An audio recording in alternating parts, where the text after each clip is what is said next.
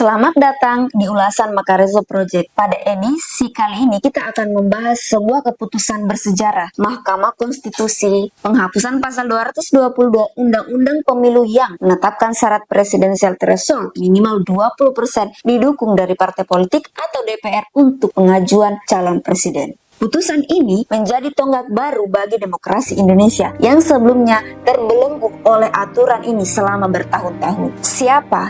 Bagaimana gugatan ini bisa terkabulkan? Apa saja dampaknya bagi demokrasi Indonesia? Mari kita simak. Ambang batas minimal persentase pengusulan pasangan calon presiden dan wakil presiden atau presidensial threshold dalam pasal 222 Undang-Undang Nomor 7 Tahun 2017 tentang Pemilihan Umum dinilai bertentangan dengan hak politik dan kedaulatan rakyat yang bertentangan dengan Undang-Undang Dasar 1945. Atas dasar inilah Mahkamah Konstitusi Republik Indonesia mengabulkan gugatan pemohon terkait ambang batas pencalonan presiden 20%. 1. Mengabulkan permohonan para pemohon untuk seluruhnya. 2. Menyatakan norma pasal 222 Undang-Undang Nomor 7 Tahun 2017 tentang Pemilihan Umum Lembaran Negara Republik Indonesia tahun 2017 Nomor 182 tambahan Lembaran Negara Republik Indonesia Nomor 6109 bertentangan dengan Undang-Undang Dasar Negara Republik Indonesia tahun 1945 dan tidak mempunyai kekuatan hukum mengikat. Di balik putusan besar ini, ada perjuangan 4 mahasiswa Universitas Islam Negeri UIN Sunan Kalijaga Yogyakarta yang menantang salah satu pasal paling kontroversial dalam sistem pemilu Indonesia.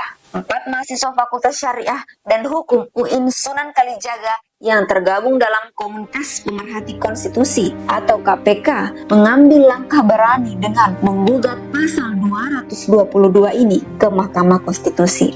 Mereka adalah Enika, warga Kota Waringin Timur, Kalimantan Tengah, Rizky Maulana, warga Tasikmalaya, Jawa Barat, Faisal Nasirul Haq, warga Bentul, Yogyakarta, Salis Khairul Fatna, warga Magelang, Jawa Tengah.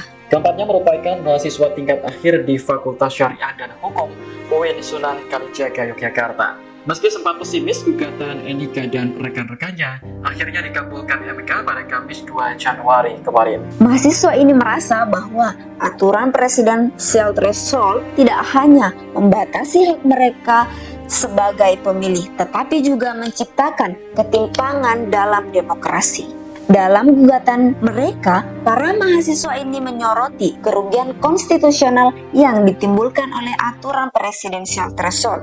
Mereka berpendapat bahwa prinsip demokrasi one man, one vote, and one value terdistorsi. Suara pemilih pada pemilu sebelumnya digunakan untuk menentukan calon presiden periode berikutnya, sehingga mengurangi keadilan presentasi. Hak pemilih untuk pencalonan presiden yang sejalan dengan aspirasi politiknya terhalang. Menurut mereka, aturan ini hanya menguntungkan partai-partai besar dan mengabaikan suara rakyat yang memilih secara luas. Setelah melalui serangkaian persidangan, MK akhirnya memutuskan bahwa pasal 222 Undang-Undang Pemilu bertentangan dengan Undang-Undang 1945 dan tidak lagi memiliki kekuatan hukum mengikat. Ini adalah pertama kalinya MK mengabulkan gugatan terkait aturan presidensial threshold setelah sebelumnya gugatan serupa selalu ditolak. Putusan ini membawa sejumlah dampak besar bagi demokrasi Indonesia. Salah satu di antaranya, partisipasi politik meningkat. Calon presiden dari partai-partai kecil atau independen kini memiliki peluang lebih besar untuk maju. Kualitas demokrasi membaik. Dengan lebih banyak kandidat, masyarakat memiliki pilihan yang lebih beragam. Hak konstitusional warga negara diperkuat. Namun, tantangan juga muncul seperti risiko kekacauan pemilu. Perubahan aturan di tengah persiapan pemilu dapat memicu ketegangan. Regulasi baru diperlukan, sistem pemilu perlu disesuaikan agar tetap efektif tanpa presidensial threshold. Dalam wawancara dengan media, salah satu penggugat, Faisal Nasirul Haq, menyatakan, "Kami hanya ingin demokrasi Indonesia lebih adil dan inklusif. Keputusan ini adalah langkah awal untuk memperbaiki sistem pemilu kita." Keputusan ini menandai langkah besar bagi demokrasi Indonesia, tetapi juga menjadi awal dari tantangan baru dalam sistem politik dan pemilu. Semua pihak kini menanti langkah pemerintah dan DPR dalam menyesuaikan regulasi pemilu ke depan. Terima kasih telah menyimak. Jangan lupa subscribe dan like untuk konten-konten menarik lainnya. Wassalamualaikum warahmatullahi wabarakatuh.